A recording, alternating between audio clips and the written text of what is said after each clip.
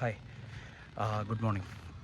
আজি মই এতিয়া অফিচলৈ ওলাইছোঁ। খেৰ আজি ভিডিঅ'ত মই ডিছকাছ কৰিম কেনেকৈ মই আছিলোঁ একচুৱেলি 110 কেজি 111 কেজি ৱেইটৰ। কেনেকৈ 3-4 মাহৰ ভিতৰতে মই 110-111 কেজিৰ পৰা 3-4 মাহৰ ভিতৰত 78-80 কেজি পালোহি। সেই গোটেই টপিকটো মই আজি এই ভিডিঅ'টো ডিছকাছ কৰিম regarding my transformation. I think it will be helpful বহুত মানুহৰ কাৰণে, যাতে তেওঁলোকে আনহেল্ডি যিটো বডি কম্পজিশ্যন তাৰ পৰা বাহিৰ ওলাই এটা হেল্ডি কম্পজিশ্যন বডি ফেটত থাকিব পাৰে। সেইটো কাৰণে ভাবিলোঁ যে মই যিটো মোৰ জাৰ্ণি হৈছিলে সেই জাৰ্ণিটো মই শ্বেয়াৰ কৰিম। এইটো মই ট্ৰান্সফৰ্মেশ্যন কৰিছিলোঁ এৰাউণ্ড 2 years বেক, আৰু এতিয়াও তেনেকুৱাই চলি আছে।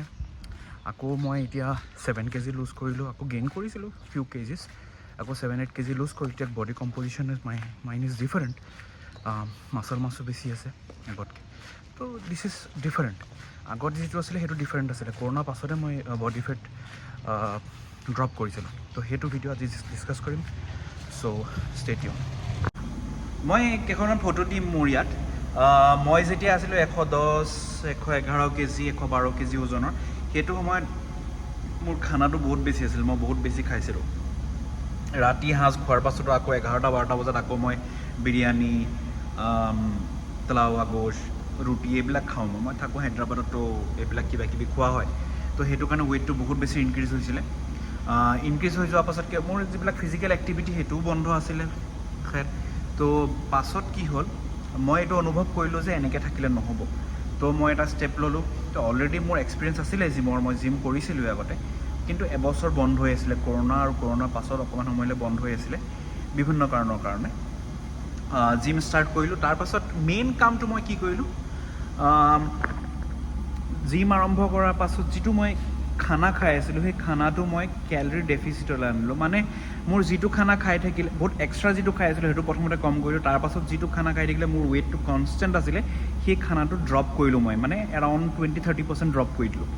ড্ৰপ কৰি দিয়াত কেনেকৈ কিটো ড্ৰপ কৰিলোঁ, মোৰ যিটো প্ৰ'টিন কণ্টেণ্ট আছিলে বা যিখিনি মই চিকেন খাইছিলোঁ বা এগছ খাইছিলোঁ সেই বস্তুটো কনষ্টেণ্ট ৰাখি বা অকণমান ইনক্ৰিজ কৰি ৰাইচ আৰু মানে ভাত আৰু ৰুটি যিখিনি খাই আছিলোঁ সেই বস্তুটো ড্ৰপ কৰিলোঁ। আৰু মোৰ ডায়েটৰ পৰা কমপ্লিটলি যিটো আমাৰ জুচ আছিলে, জুচেছ কিবাকিবি জুচ নহ'লে ড্ৰিংকছ কিছুমান খাওঁ ন, সেই বস্তুবিলাক পূৰা বন্ধ কৰি দিলোঁ। সেই বন্ধ কৰি দিয়াৰ লগে লগে কি হ'ল, অট'মেটিক মই কেলৰি ডেফিচিটলৈ গুচি আহিলোঁ।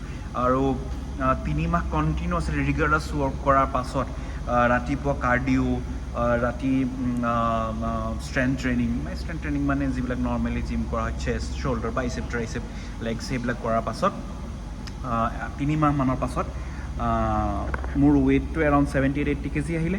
তাৰপাছত সেইটো সময়ত এৰাউণ্ড 3.5 মান্থছৰ ভিতৰত আহি গ'ল সিমানটো। তো এইটোৱে আছিলে মোৰ ফিটনেছ জাৰ্ণি সেইটো সময়ত। তাৰপাছত আকৌ মই সেইবিলাক খানাটো নৰ্মেল কৰিব কাৰণে, লাইফটো একেবাৰে আৰু এনেকৈ থাকিব নোৱাৰি ন, তো সেইটো কাৰণে নৰ্মেলি খানাবিলাক আৰম্ভ কৰিলোঁ। কিন্তু নৰ্মেলি খানা আৰম্ভ কৰাৰ পাছত অকণমান ৱেইটটো গেইন হ'ল, বাট মই ফিজিকেল এক্টিভিটি কণ্টিনিউৱাছ ৰখাৰ কাৰণে ইমান বেছি ৱেইট ইনক্ৰিজ নহ'লে। তাৰপাছত মই ডিচাইড কৰিলোঁ যে I have to increase my muscle mass, ফেটটো কনষ্টেণ্ট ৰাখি বা ফেটটো ড্ৰপ কৰি। তো সেইটো হিচাপত মোৰ যিটো লিন মাছল মাছ গেইনিং যিটো প্ৰক্ৰিয়া আছিলে সেইটো ল'লোঁ। সেইটোত মই যিটো প্ৰ'টিন কণ্টেণ্ট আছিলে, যিটো মই চিকেন, এগছ, ফিছ পৰা পাইছিলোঁ, সেই বস্তুটো অকণমান ইনক্ৰিজ কৰিলোঁ।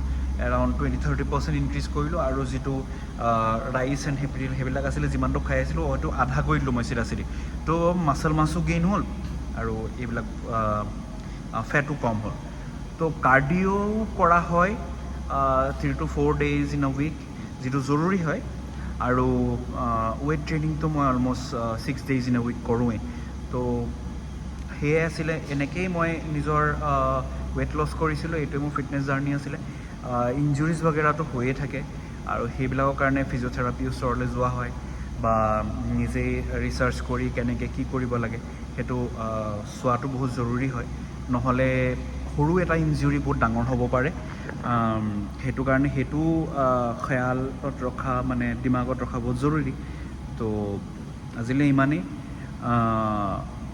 Hope you like this video' আৰু যদি ভাল লাগিছে ভিডিঅ'টো আৰু যদি কোনোবা অভাৰৱেইট আছে মই যেনেকৈ ডেছক্ৰাইব কৰিলোঁ ভিডিঅ'টোত তেনেকৈ আপোনালোকে কৰক প্ৰথম কামটো আপোনালোকে কি কৰিব লাগিব প্ৰথমতে যিটো আপুনি খাই আছে সেই খানাটো অকণমান ড্ৰপ কৰিব লাগিব এৰাউণ্ড 20-30% আপোনালোকে 20-30% ড্ৰপ যদি কৰিব নোৱাৰে তেতিয়াহ'লে 10% ড্ৰপ কৰক প্লাছ ফিজিকেল এক্টিভিটি আৰম্ভ কৰক জিমলৈ যাওক বা জিমলৈ যাব নোৱাৰিলে আপোনালোকে